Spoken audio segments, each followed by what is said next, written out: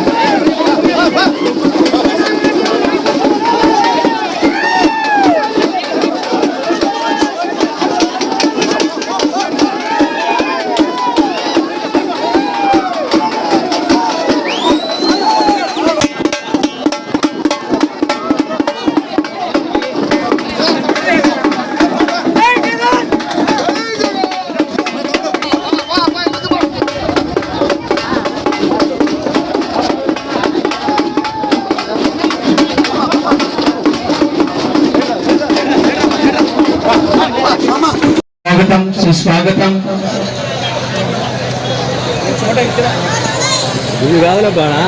దయచేసి అందరూ చక్కగా కూర్చోవాలి.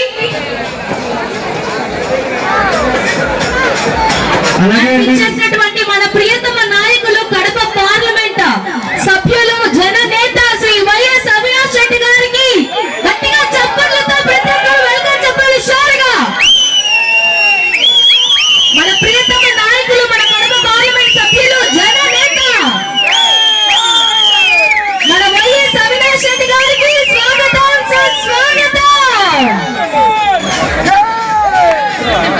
ఓకే అండి. అలాగే సార్, కింద కూర్చో, వేదిక మీదకి రండి. దయచేసి ఒక స్టేట్ ఓకే అండి.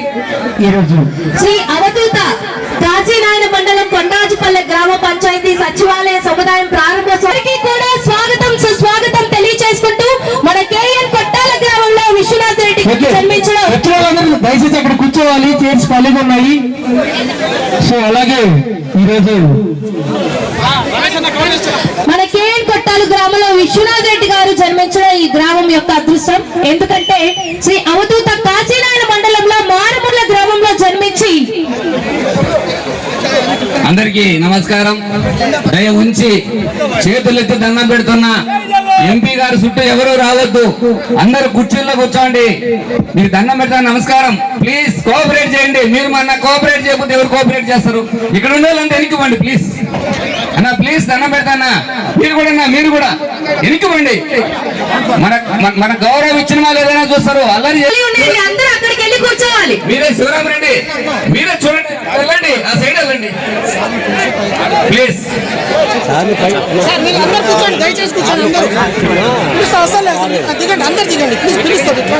జెడ్పీటీసీ అవధూత కాశీనాయన మండలం జెడ్పీటీసీ టీసీ సత్యనారాయణ రెడ్డి గారు, వారి బావగారు అనారోగ్యం కారణంగా ఈ రోజు ఇక్కడికి హాజరు కాలేకపోయినా కానీ వారి ఆశీస్సులు సర్పంచ్ ప్రభాకర్ రెడ్డి అండ్ వారి పార్లమెంటు సభ్యులు వైఎస్ అవినాష్ రెడ్డి గారికి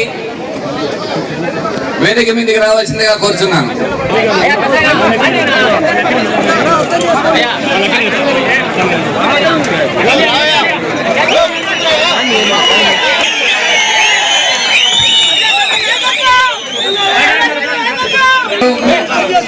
మన జిల్లా అధ్యక్షులు, మన రీజనల్ కోఆర్డినేటర్ మా అన్న సురేష్ బాబును వేదిక మీదకి రావాల్సిందిగా కూర్చున్నాను. మన అబ్జర్వర్ నిమ్మకాయల సుధాకర్ రెడ్డి గారు కూడా వేదిక మీదకి రావాల్సిందిగా కోరుచున్నాను. అదేవిధంగా మన అడా చైర్మన్ సింగసాని గురుమోహన్ కూడా మీరు అవసరమైనా అయ్యా, మీరు పోలీసులు ప్లీజ్ సహకరించండి సార్. వాళ్ళందరినీ పంపించండి. ఒక్క విలేకరు తప్ప ఎవరు ఉండకూడదు. మా అన్నదమ్ములైనా పక్కకు పంపించండి ప్లీజ్. అమ్మాయి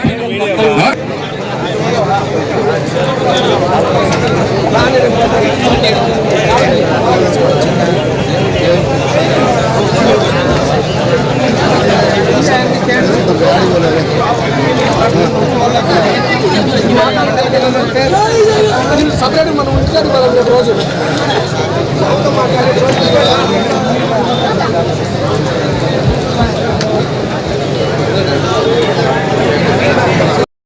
గట్టించాలని ఆడిపోయింది. మేము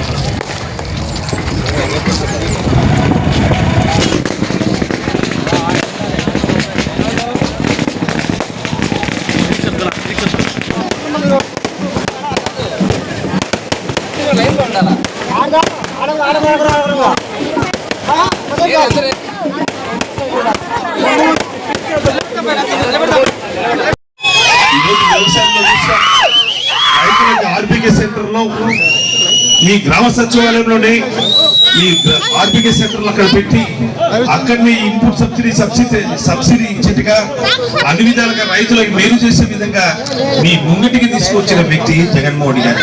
గతంలో పాలకులు చేశాం. మండల హెడ్ క్వార్టర్ లో ఈ నుంచి 15 కిలోమీటర్ల నలుమూల నుంచి విచ్చేసి వేదికను అలంకరించిన వైఎస్ఆర్సీపీ లీడర్లు, వైఎస్ఆర్ కుటుంబ అభిమానులు, నా ఎదురుగా ఉన్న పాత్రికేయ మిత్రులకు, నలుమూలల నుంచి కాశీనాయన మండలం నుంచి విచ్చేసిన మీ ప్రతి ఒక్కరికి పేరున శిరస్సు వంచి నమస్కారం తెలుపుకుంటున్నాను. ఈ రోజు అన్ని విషయాలు విశ్వనాథ్ అన్న మీతో ఎంతో డీటెయిల్ గా మాట్లాడారు. మనం ఇంకా మన ముఖ్యమంత్రి గారు అధికారం చేపట్టినప్పటి నుంచి ఇప్పటికి ఏమేమి అభివృద్ధి కార్యక్రమాలు, సంక్షేమం ఏ విధంగా అందింది, ప్రతి ఒక్క కుటుంబం ఏ విధంగా లబ్ధి చెందింది అన్ని కూడా డీటెయిల్ గా మనం మాట్లాడుకోవడం జరిగింది. అయితే ఇంకా నెల 10 రోజుల్లో మనం ఎన్నికలకు పోతున్నాము. ఈ గడిచిన కాలాన్ని యొక్క రిజల్ట్ రాబో నెల 10 రోజుల తర్వాత మనకు తెలుస్తుంది. అయితే మనం అబ్జర్వ్ చేస్తే జగనన్న ఒక మంచి విద్యార్థి ఏ విధంగా సంవత్సరం పొడుగునా చదివి పరీక్షలకు కాన్ఫిడెంట్ గా ఏ విధంగా వెళ్తాడు, ఈ రోజు జగనన్న అట్లా ఒక డిస్టింక్షన్ లో పాస్ అయ్యే ఒక విద్యార్థి లాగా చాలా కాన్ఫిడెంట్ గా ఉన్నాడు. ఎందుకంటే ఆయన పాలనలో డే 1 నుంచి కష్టపడ్డాడు. ఆయన ఏదో లాస్ట్ లో కష్టపడడం లేదు. మిగతా వాళ్ళ మాదిరి పసుపు కుంకుమ అనే ఎన్నికలకు 2 నెలల ముందర సంక్షేమం పసుపు కుంకుమ ఇచ్చారు, నేను పని చేశానని చెప్పడం లేదు. ప్రతి రోజు కష్టపడ్డాడు ప్రజల కోసం. కోవిడ్ వచ్చింది. కోవిడ్ లో మహిళలకు ఆర్థిక స్వాతంత్రమే కాకుండా రాజకీయంగా కూడా ఎదుగుదలకు జగనన్న తోడ్పడుతున్న విషయం మనం చూస్తున్నాం. 50% నామినేటెడ్ పోస్టులు, నామినేటెడ్ వర్క్స్ ఏ కాకుండా ఆసరా గాని, చేయూత గాని, ఇలా ప్రతి సంక్షేమ పథకం, అమ్మఒడి గాని ప్రతి ఒక్కటి కూడా మహిళలకు ఇంపార్టెన్స్ ఇస్తున్నాం. మన జగనన్న చూస్తున్నాం. ఒక నాయకుడు ఎలా ఉండాలా అంటే జగనన్న ఎలా ఉండాలి. ఎందుకంటే కేవలం సంక్షేమ పథకాలు ఏదో ఇస్తున్నామని కాదు, వాళ్ళు ఆర్థికంగా వాళ్ళు స్వతంత్రంగా నిలబడేదానికి ప్రోత్సాహం అందిస్తున్నారు. ఈ రోజున మనము చేయూత ప్రోగ్రామ్స్ చేస్తున్నప్పుడు గమనిస్తే ప్రతి ఒక్క అక్క చెల్లెమ్మల అకౌంట్ లో డబ్బులు పడుతున్నప్పుడు వాళ్ళు ఆర్థికంగా ఈ ఒక షాప్స్ పెట్టుకోవడం కానీ, లేకుంటే వాళ్ళు పాడి పరిశ్రమ కానీ, కుటుంబ అభివృద్ధికి కానీ, పిల్లల చదువుకు కానీ ఏ విధంగా వాళ్ళు ఆర్థికంగా స్వతంత్రంగా నిర్ణయాలు తీసుకోవడాన్ని మనం చూస్తున్నాం. ఇది ఒక గొప్ప నాయకుడి లక్షణం. ఎందుకంటే ప్రజలని వాళ్ళు ఇండిపెండెంట్ గా తయారు చేయడమే ఒక నాయకుడి లక్షణం. ఇదే కాకుండా మీ అందరూ కూడా గమనించాల్సింది ఏంటంటే, మీకు అన్ని విషయాలు తెలుసు అయినప్పటికీ కూడా నేను ప్రతి ఒక్కరిని విన్నవించుకోలేదు ఏమంటే, గత ప్రభుత్వం ఎప్పుడైనా కూడా విద్యా వైద్యం జోలికే పోలేదు వాళ్ళు. కానీ ఈ రోజు జగనన్న పిల్లలకు అందించే ఆస్తి విద్య అని చెప్పడమే మనకు అర్థమవుతుంది. నేను వైద్యురాల్ని కాబట్టి ఈ రోజు వైద్యంలో వచ్చిన విప్లవాత్మకమైన మార్పుల గురించి కూడా మీరందరూ గమనించాలి. ఒక PHC కార్ నుంచి, కమ్యూనిటీ హెల్త్ సెంటర్ కార్ నుంచి ఒక మెడికల్ కాలేజ్ వరకు ప్రతి విషయంలో కూడా జగనన్న ఎంతనో శ్రద్ధ తీసుకోను ఈ రోజు 58,000 మందిని వైద్య ఆరోగ్య శాఖలో ఉద్యోగాలు భర్తీ చేయడం జరిగింది. ఈ రోజున మనకి ఎప్పుడు ఎవరు కూడా ఊహించని విధంగా క్యాన్సర్ వైద్యాన్ని గతంలో ఎవరు కూడా పట్టించుకోలేదు. ఈ రోజు జగనన్న కడపలో ఒక సూపర్ స్పెషాలిటీ హాస్పిటల్, క్యాన్సర్ వైద్యము, ఒక సైకియాట్రిక్ హాస్పిటల్, ఇన్ని తీసుకొచ్చారు జగనన్న. ఇదంతా కూడా ప్రతి ఒక్కరు గమనించాలని నేను కోరుకుంటున్నాను. ఇదే కాకుండా మన ఇంటికి మనకు అందుబాటులో ఒక సచివాలయ సముదాయం, అందులో ఒక విలేజ్ హెల్త్ క్లినిక్, ఒక RBK, ఇలా ప్రతి నిత్యం ప్రజలకు అందుబాటులో ఉన్న మన జగనన్న ప్రభుత్వాన్ని మనమంతా గమనించాలా. అదే కాకుండా ఇప్పుడే మా ప్రజలందరూ కూడా మీ కుటుంబానికి ఎల్లప్పుడూ రుణపడి ఉంటాము. ఎల్లవేళలా మేమందరం కూడా జగన్ సార్ వెంట, మీ వెంట నడుస్తామని మీకు సభాముఖంగా మేమంతా తెలుపుకుంటున్నాం సార్. ఈ అవకాశం ఇచ్చిన పెద్దలందరికీ కూడా ధన్యవాదాలు. ఇక్కడికి వచ్చిన ప్రతి ఒక్కరిని కూడా నేను పేరు పేరున రిక్వెస్ట్ చేస్తున్నాను, మనమంతా కూడా జగనన్న వెంట నడుద్దాం. భారీ మెజారిటీతో జగనన్నను గెలిపించుకొని మనము జగనన్నకి ఒక గిఫ్ట్ లాగా ఇవ్వాలి. ఎందుకంటే ఎవరికి మన సెంచరీ ఫ్లై కంపెనీ మనకి ఇచ్చారు. ప్రతి డెవలప్మెంట్ కి జగనన్న ఎప్పుడు అడిగినా కూడా సహృదయంతో MP సార్ కానీ, జగనన్న కానీ మనందరి కోసం ఆలోచించారు. కాబట్టి ఈ రోజు మనందరి బాధ్యత, మనం ఆ కుటుంబానికి రుణం తీర్చుకునే టైం, ఎన్నికల టైం దగ్గరకు వచ్చింది. కాబట్టి ఇక్కడికి వచ్చిన ప్రతి ఒక్కరు కూడా ఒక సైనికుడు లాగా పనిచేసి జగనన్నకు మంచి భారీ మెజారిటీ తెప్పించాలని ప్రతి ఒక్కరిని నేను పేరు పేరున అభ్యర్థిస్తున్నా. ఈ అవకాశం ఇచ్చినందుకు అందరికీ ధన్యవాదాలు. జై జగనన్న. మండలాధ్యక్షుడు బద్వేల్ సౌరయ్యకర్త విశ్వనాథ్ రెడ్డి గారికి, మన ముఖ్యమంత్రిగా చేసిన మన పార్లమెంట్ సభ్యులు dynamic leader MP Avinash Reddy గారికి, పూజలు పెద్దలు ఎమ్మెల్యే సుధమ్మ గారికి, పెద్దలు నాగార్జునకి, శ్రీను గారికి, మా రైతు ప్రసాద్ రెడ్డికి, బద్వేల్ సౌరయ్యకర్త అబ్జర్వర్ సుధాకర్ రెడ్డి అన్న, గోపాల్ స్వామి, మల్లికార్జున, ప్రభున్నకి, సర్పంచ్ కి, మండలాధ్యక్షుడికి విశ్వనాథ్ రెడ్డికి, నరసింహారెడ్డికి, ఇక్కడ వచ్చిన కాశీనాయన మండలం బద్వేల్ నియోజకవర్గం నుంచి వచ్చిన సర్పంచులకి, జెడ్పీటీసీలకి ఆలోచన చేయాలి. ఎన్నికల మాసం ఉన్నాయి, ఇంకా కేవలం 50 రోజుల్లో ఎన్నికలు జరిగిపోతున్నాయి. రేపు ఎల్లుండో ఎన్నికల కోడ్ వస్తుంది. గతంలో 2014 ముందు నేను మారాను గత చంద్రబాబు నాయుడు కాదని ఎన్నో ఉచిత హామీలు ఇచ్చి ఒక మహాకూటమిలాగా బీజేపీ, జనసేన, టీడీపీ కలిసి పోటీ చేసి కేవలం కల్లపల్లి మాటలు చెప్పి ఎన్నో ఉచిత హామీలు ఇచ్చి అధికారంలోకి వచ్చిన పార్టీ తెలుగుదేశం పార్టీ. ఆ ఎన్నికల్లో కూడా మన జిల్లానే కాదు రాష్ట్ర వ్యాప్తంగా విశ్వాసంతో జగన్ సార్ మీద, మన ముఖ్యమంత్రి జగన్మోహన్ రెడ్డి విశ్వాసంతో కేవలం 1% ఓటుతో మన అధికారం కోల్పోయినా కానీ 67 మంది శాసనసభ్యులు గెలిచినా కానీ నేను ప్రతిపక్షంలోనే కూర్చుంటాను.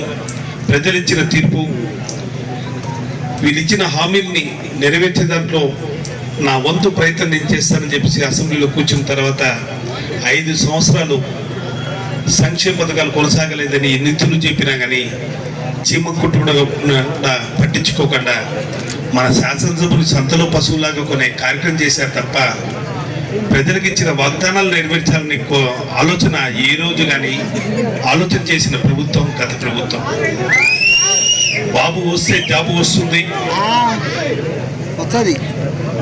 బాబు వస్తే మీ ఇంటి బంగారం వస్తుంది, తాకట్టుపై పెట్టిన బంగారం ఇంటికి వస్తుంది, నిరుద్యోగ భృతి ఇస్తాను, ఉద్యోగం మీద 2,000 రూపాయలు నిరుద్యోగ భృతి ఇస్తాను, రైతుల రుణమాఫీ చేస్తాను, డ్రాకా అక్క చెల్లెలకి పశువు కుంకుమ ఇచ్చి పూర్తిగా రుణమాఫీ చేస్తానని చెప్పిన వ్యక్తి ఏ ఒక్కటి కూడా చేయక గత ఎన్నికల్లో తన స్వార్థం కోసం తన ఎన్నికల వాగ్దానాలు ఇచ్చిన వాళ్ళకి పప్పం గడిపినాడు తప్ప రామోజీరావుకి, ఏబిఎన్ ఛానల్కి, TV5 ఛానల్కి వాళ్ళకి 1000 కోట్లు దోచుకునే దానికి సాయం చేశారు తప్ప ఎక్కడ కానీ సంక్షేమ పథకాలు కానీ అభివృద్ధి కార్యక్రమం చేసిన పాపన పోలేదు ఆ ప్రభుత్వం. నిజంగా 2000 వరకు పరిపాలించిన చంద్రబాబు నాయుడు గారి పరిపాలన ఎలా ఉందో ఒకసారి మీరందరూ కూడా ఆలోచించండి. ఇప్పటిదాకా మాట్లాడిన వక్తలు సుమన్న కావచ్చు, ఎమ్మెల్యే గారు కావచ్చు, సురేష్ అన్న కావచ్చు, చాలా విశదీకరించి అన్ని చెప్పారు కాబట్టి క్లుప్తంగా మాట్లాడతా. 2014 నుంచి 19 వరకు చంద్రబాబు నాయుడు గారి హయాంలో మీరు చూసినారు. ఆ రోజు ఎన్నికలప్పుడు చంద్రబాబు ఫోటో, పవన్ కళ్యాణ్ ఫోటో, అదేవిధంగా నరేంద్ర మోడీ గారి ఫోటో, బీజేపీ, టీడీపీ, జనసేన 3 పార్టీలు కలిసి పొత్తు పెట్టుకొని 14లో ప్రతి ఇంటికి తిరిగి కరపత్రం ఇచ్చారు. ఆ కరపత్రంలో ఏమని రాశారు? రైతుల రుణాలన్నీ మాఫీ చేయాలంటే బాబు ముఖ్యమంత్రి కావాలన్నారు. బ్యాంకులో ఉండే బంగారు ఇంటికి రావాలంటే బాబు ముఖ్యమంత్రి కావాలన్నారు. అది కాదు డ్వాక్రా రుణాలు మాఫీ చేయాలంటే బాబు ముఖ్యమంత్రి కావాలని రాశారు. ఇలా ఏం రాసినారు? ఇంటింటికి ఉద్యోగం కావాలంటే, ప్రతి నిరుద్యోగికి ఉద్యోగం కావాలంటే బాబు ముఖ్యమంత్రి కావాలన్నారు. ఇలా ఎన్నో హామీలు ఇచ్చుకుంటూ పోయారు. కానీ అధికారంలోకి వచ్చినాక మహిళలను, రైతులను, యువతను అందరినీ నట్టేయడం చేసినారు. 2014 అధికారంలోకి వచ్చిన తర్వాత ఏ ఒక్క హామీ నిలబెట్టుకోలేదు. ఇచ్చిన ప్రతి వాగ్దానాన్ని ఏ ఒక్క వాగ్దానం కూడా నిలబెట్టుకోలేదు. అన్ని వాగ్దానాలు గాలికి వదిలేసినారు. అది 2014 నుంచి 19 వరకు మనం చూసిన పరిస్థితి. 2019లో జగన్మోహన్ రెడ్డి గారు ముఖ్యమంత్రి అయిన తర్వాత మీరే చూసినారు. 2019 ఎన్నికలప్పుడు ఏదైతే వైఎస్ఆర్ ఆసరా డ్వాక్రా మహిళలకు 4 విడతల్లో అప్పంతా తీరుస్తాను హామీ ఇచ్చారో, మరి ఈ మధ్య 4వ విడత డబ్బు కూడా చెల్లించారు. అకౌంట్లలో డబ్బులు జమ అవుతా ఉన్నాయి. వైఎస్ఆర్ చేయూత 4 విడతలు ఇచ్చారు. అదేవిధంగా అమ్మఒడి క్రమం తప్పకుండా ఇస్తా ఉన్నారు. అదేవిధంగా పెన్షన్ 2019 జనవరిలో అన్న ముఖ్యమంత్రి కాకముందు రాష్ట్ర వ్యాప్తంగా 1000 రూపాయల పెన్షన్ 39 లక్షల మందికి వచ్చేది 2019 జనవరి మాసంలో. ఇవాళ 2024లో జనవరి మాసం ఒకసారి చూస్తే, జగనన్న పరిపాలనలో జగనన్న ముఖ్యమంత్రి అయినాక చూస్తే దాదాపు 66 లక్షల మందికి పెన్షన్ వస్తుంది. ఎక్కడ 39 లక్షల మంది, ఎక్కడ 66 లక్షల మంది, ఎక్కడ 1000 రూపాయలు, ఎక్కడ 3000 రూపాయల పెన్షన్. మీరే గమనించమని చెప్పి మిమ్మల్ని కూడా కోరుతా ఉన్నాం. ఒకవైపు రైతు భరోసా, ఒకవైపు ఆసరా, ఒకవైపు అమ్మఒడి, ఒకవైపు చేయూత, ఒకవైపు కాపునేస్తం, ఒకవైపు మరి మరోవైపు ఏడాదికి 24,000 కోట్ల రూపాయల పెన్షన్ల మీద ఖర్చు పెడతా ఉన్నారు. మరి ఆరోగ్యశ్రీ ఫీజు రీయింబర్స్మెంట్ కూడా గతం కంటే ఇవాళ గతంలో జబ్బులు 1000 లోపల జబ్బులు ఉన్నాయి ఈ ఆరోగ్యశ్రీలో, ఇవాళ 3000 పైచిలకు జబ్బులు ఆరోగ్యశ్రీలో కవర్ అవుతాం. ఫీజు రీయింబర్స్మెంట్ ఇవాళ ప్రభుత్వం వసతి దీవెన కింద ఏడాదికి 20,000 రూపాయల హాస్టల్ ఖర్చులకు ప్రభుత్వం ఇస్తా ఉంది. మరి ఇంత పెద్ద ఎత్తున విద్య విషయంలో, వైద్యం విషయంలో, ఇచ్చిన హామీల విషయంలో జగనన్న ప్రభుత్వం మరి ఏ రకంగా మాటకు కట్టుబడి ఉందో, మాట మీద నిలబడి ఉందో ఒక్కసారి ఆలోచన చేయమని వాళ్ళందరినీ కూడా కోరుతా ఉన్నాం. ఎందుకు ఇదంతా చెప్తా ఉన్నానంటే మీ అందరికీ కూడా జగనన్న ఏదైతే చెప్తాడో అది చేసి తీరుతాడని చెప్పి మామూలుగా 2 సంవత్సరాలు ఆయన 5 ఏళ్ల పరిపాలనలో 2 సంవత్సరాలు కరోనా వలన, కోవిడ్ వలన అందరం ఇబ్బందులు పడ్డాం. ప్రభుత్వానికి కూడా రావాల్సిన రాబడి రాని పరిస్థితి, పైపెచ్చు విపరీతమైన ఖర్చు, కోవిడ్ ని ఎదుర్కోవడానికి పెట్టాల్సిన ఖర్చు పెట్టింది. కానీ ఆ 2 ఏళ్ళు ప్రభుత్వానికి ఆదాయం రాలేదు, కోవిడ్ కోసం ఖర్చు చేసినామని చెప్పి ఎక్కడ జగనన్న మీకు సాకులు చెప్పలేదు. ఏ ఒక్క సాకు చెప్పకుండా ఇచ్చిన ప్రతి వాగ్దానాన్ని కూడా అమలు చేశారు. కాబట్టి గట్టిగా గర్వంగా చెప్తా ఉన్నాం మేమందరం కూడా, జగనన్న ఏదైతే మాట ఇస్తాడో అది నెరవేరుస్తాడు అని చెప్పి మీ అందరికీ ధైర్యంగా చెప్తా ఉన్నాం. మరోవైపు 2014 నుంచి 19 వరకు ఇందాక మీకు చెప్పా, ఏ ఒక్క హామీ కూడా అప్పటి చంద్రబాబు ప్రభుత్వము, చంద్రబాబు నాయుడు, అదేవిధంగా టీడీపీ, బీజేపీ, జనసేన అప్పట్లో ఉన్న కూటమి ప్రభుత్వం ఏ ఒక్క హామీ కూడా నిలబెట్టుకోలేని పరిస్థితి కూడా మీరంతా చూశారు. మరి ఇవాళ ఎన్నికలప్పుడు మళ్ళా అదే కూటమి మీ దగ్గరకు వస్తా ఉంది. ఈసారి మీరు మామూలుగా మేనిఫెస్టో అంటే హామీ అనే మాటలు చెప్తే మీరు నమ్మరని చెప్పి ఇంకా బాబు షూరిటీ భవిష్యత్తు గ్యారంటీ అంట. షూరిటీ గ్యారంటీ అంటే ఇదేదో ఖచ్చితంగా చేస్తారేమోనని చెప్పి మీరు గుట్టలో పడతారేమోనని, మిమ్మల్ని మాయ చేయొచ్చేమోనని చెప్పి షూరిటీ అంటున్నారు, గ్యారంటీ అంటున్నారు. మీ ఇంట్లో ఫ్రిడ్జ్ కొంటే 10 ఏళ్ల వారంటీ ఉంటుంది, మీ ఇంట్లో టీవీ కొంటే 10 ఏళ్ల వారంటీ ఉంటుంది. కానీ చంద్రబాబు నాయుడు గారు ఈ హామీ ఎన్నికలైతే నాకు 1 గంట కూడా వారంటీ ఉండదు, నో వారంటీ ఉండదు. ఎందుకంటే ఆయనకు అలవాటు. 2014లో మనం చూసినాం. అదేవిధంగా రీజనల్ కోఆర్డినేటర్ జిల్లా అధ్యక్షులు సురేష్ బాబన్న గారికి, మన గౌరవ శాసనసభ్యులు డాక్టర్ సుధమ్మ గారికి, వేదికపై ఉన్న మన జిల్లా రైతు విభాగం అధ్యక్షుడు సమ్మటి ప్రసాద్ రెడ్డి గారికి, మన సీనన్న గారికి, నాగార్జున గారికి, మన నియోజకవర్గ పరిశీలకులు నిమ్మకాయల సుధాకర్ రెడ్డి గారికి, గోపాల్ సమ్మన్న గారికి, మల్లికార్జునకు, ప్రభంజన్ రెడ్డి అన్నకు, గురుమోహన్ అన్నకు, విజయప్రతాప్ రెడ్డి గారికి, ఈ వేదికపై ఉన్న పెద్దలందరికీ, కాశీనాయన మండలము మరియు చుట్టుపక్కల మండలాల నుంచి ఇక్కడికి విచ్చేసిన నా అన్నలకు, తమ్ముళ్లకు, నా అక్కలకు, చెల్లెళ్లకు, పత్రికా విలేకరులకు, ప్రతి ఒక్కరికి పూర్ణ హృదయపు తెలియజేసుకుంటున్నా సవినయంగా. నిజంగా ఇవాళ మీ కొండరాజుపల్లె సచివాలయం నిజంగా చూస్తే 7 బిల్డింగ్లు ఒక క్యాంపస్ లో, నిజంగా అంత మంచి ప్రైమ్ లొకేషన్ లో ఆ స్థలదాతను కూడా నేను మనస్ఫూర్తిగా అభినందిస్తా ఉన్నా. మొత్తం చాలా అందంగా ఆ ప్రాంతాన్ని తీర్చిదిద్దారు. ఒక్కసారి ఆలోచించండి.